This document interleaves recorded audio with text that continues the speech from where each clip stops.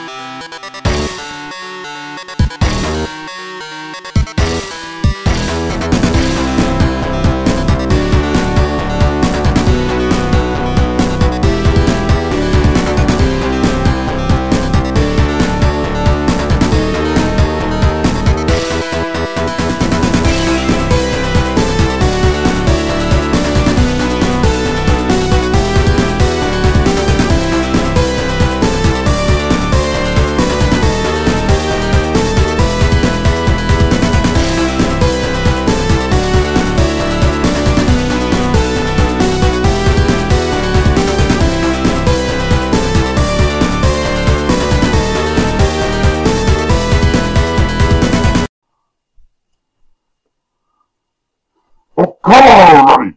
It came faster for Matt! Speaking of which, he's had some pretty bad movies of late. Let's see what he's up to today.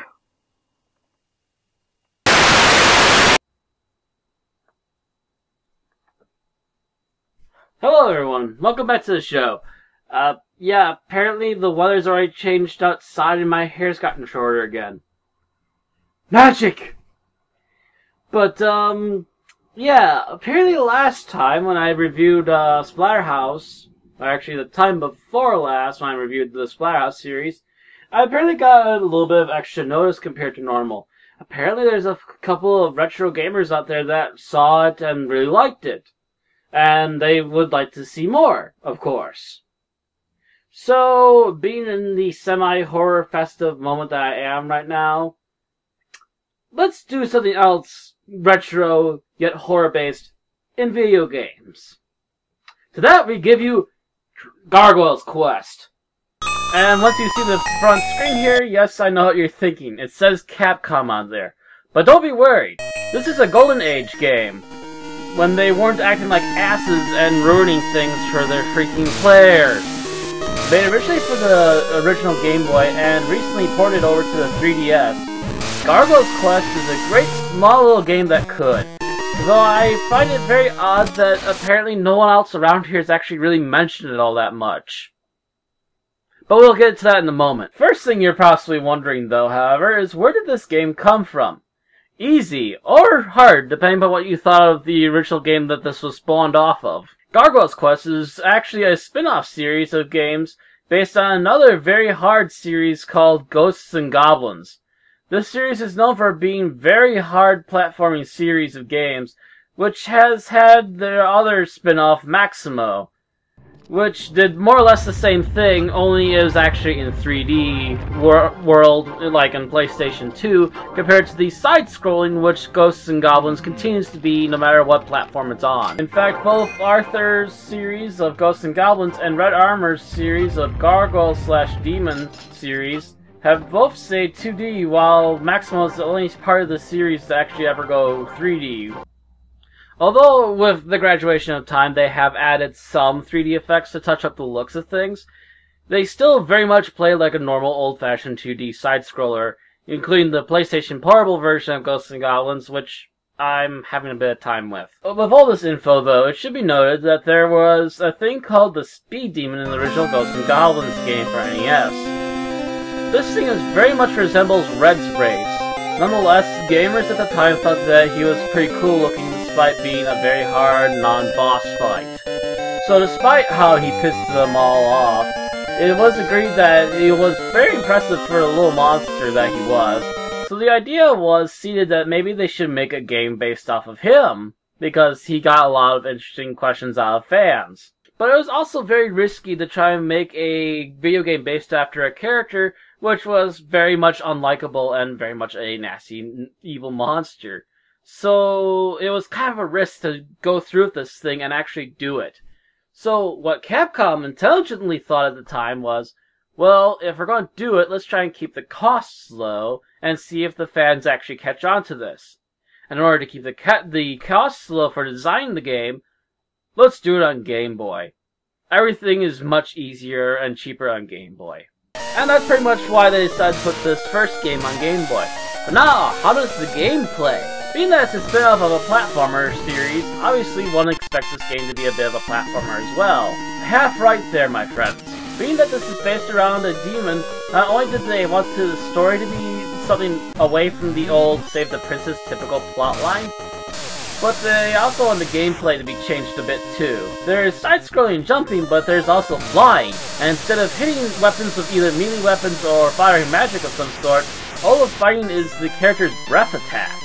With this also comes stats, upgrades for finishing dungeons, and other big story plots. And the other big thing is the RPG-like world map where you do get into random monster encounters, which you do use to get certain items out of. This alone makes the game very different from a lot of others and makes it stand out a bit, because it's not your normal turn-based fighting either. This comes from the fact that every time you win, you collect vials during these battles.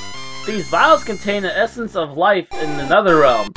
They are traded for talismans, which the essences are used to create. And with each talisman Red actually gets by trading in vials, he actually gets an extra life.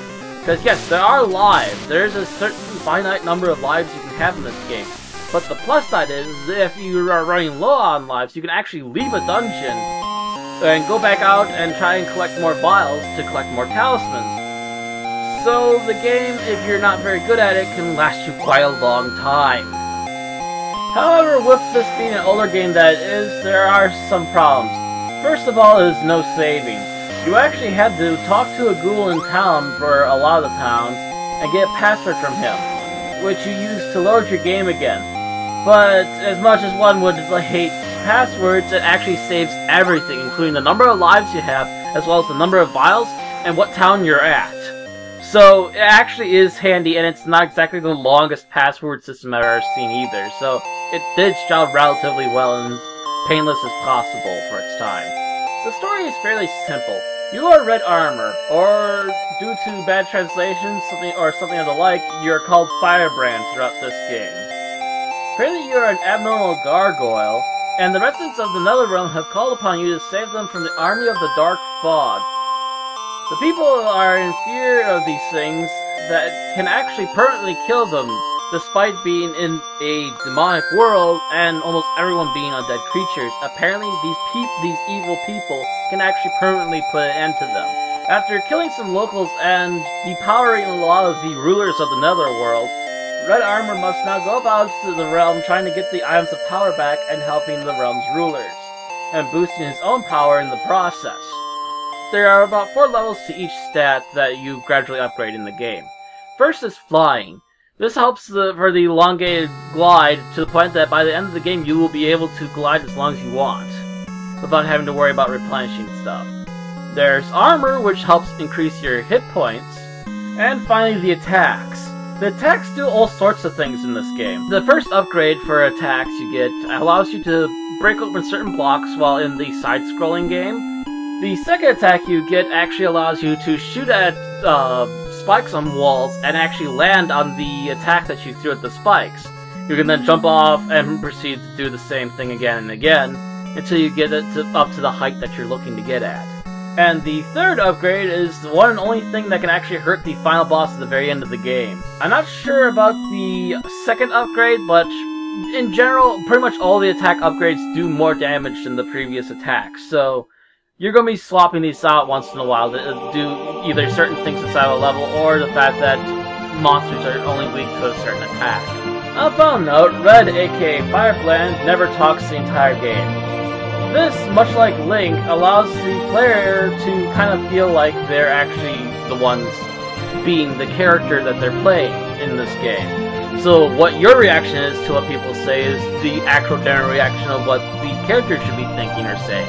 And because of this, this allows players to, much like Link from Legend of Zelda, allows the players to really feel like they're really part of this game. and is a nice little slide driving force to make players want to complete the game. But in short, this is a very fun game to play. It's available either through emulators, or again, you can get it on a 3DS, and it's only about $4. The complete game, folks, $4.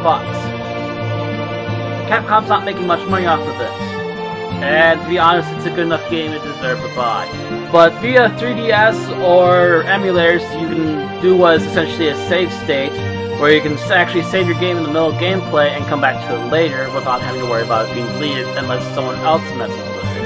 And to be honest, there's really no good reason not to have this game. Even though Capcom have been asses of late, they did not ruin this game at least. This game is still very playable, it is still a completely furnished version, and there's no extra bullshit download crap that you have to worry about. But anyways, until next time, I have plans to review some more movies again, and they should be nowhere near as bad as the last collection. Till then, see you all later. Seriously? Another happy review? God damn it! I knew I should game more games. Oh! What's the stupid thing that's supposed to get here already? Dang it! Yes! Where is it? Where is it? Oh.